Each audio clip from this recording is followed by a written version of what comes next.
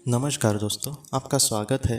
आज जो हम कहानी देखने वाले हैं दोस्तों, वो एरिक मेडहस नाम का लड़का जो बहुत ही कम उम्र में इस दुनिया से चला गया था। और उसके जाने के बाद उसकी जो माँ थी वो पूरी तरीके से टूट गई अपने बेटे के लिए। और बाद में उसने एक ऑटोमेटिक राइटर की मदद से अपने बेटे के आत्मा के साथ संपर्क किया और उसको बहुत सारी बातें पूछी, जैसे आत्मलोक को लेकर उसके आत्मा के साथ आगे क्या हुआ, इन सारी बातों को। और बाद में एरिक ने किस तरीके से जवाब दिया, इसको आज हम देखेंगे दोस्तों।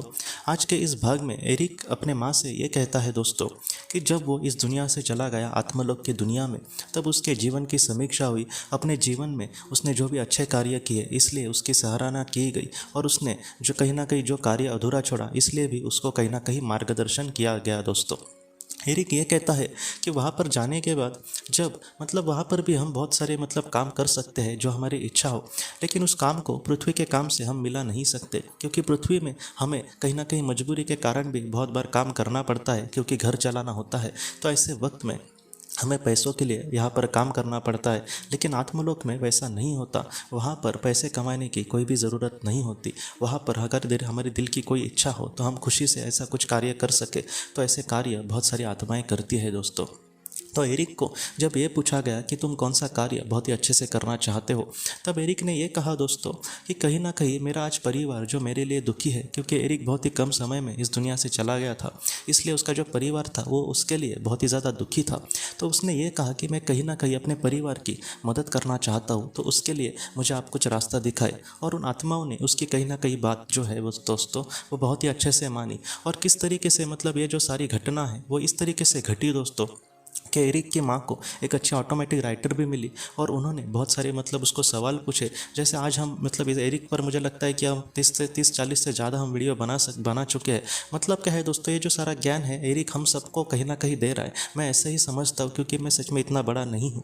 और अगर एरिक ने वहाँ पर उस मार्गदर्शक आत्मा से पूछा नहीं होता, तो इस तरीके से मुझे लगता है कि हमें तक भी ये ज्ञान नहीं पहुँच पाता, क्योंकि 7 समंदर पार रहने वाला एक लड़का, उससे की आज हम वीडियो की बात कर रहे हैं, उसकी आज बातों की हम कहीं ना कहीं चर्चा कर रहे और उससे ढेरों सारी बातें सीख रहे।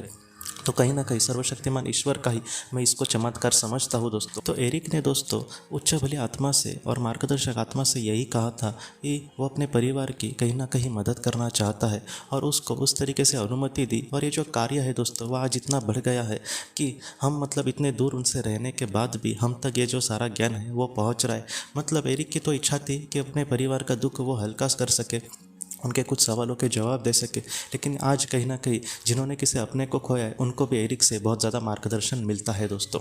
तो एरिक की ये जो कहानी है या फिर उसने जो भी बात कही है, उससे हम ये सीख सकते हैं दोस्तों कि हमारे मन में अगर अच्छी इच्छा हो, हमारे मन में एक सात्विक भाव हो, तो ऐसा जो कार्य है इसको कहीं ना कहीं परमेश्वर का भी आशीर्वाद मिलता है। और उस आशीर्वाद से वो जो कार्य है वो इतना बड़ा हमारा हो सकता है कि हमने उसको सपने में भी नहीं सोचा होगा।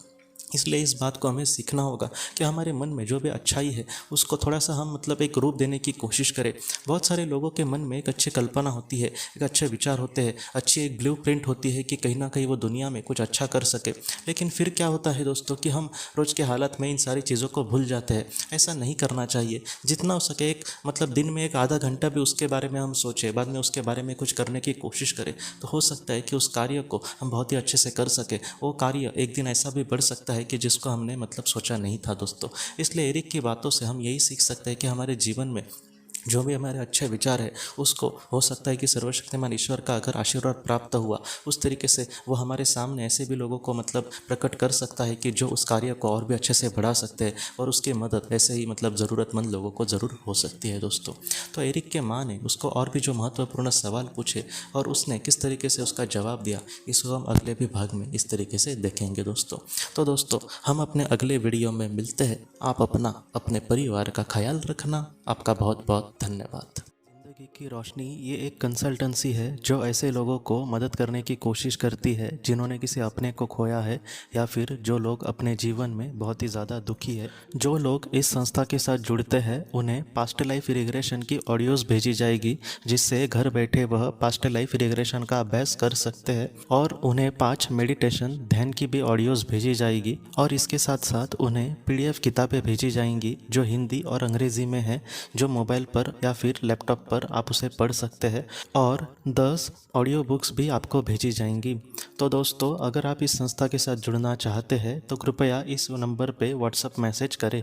आपका बहुत बहुत धन्यवाद।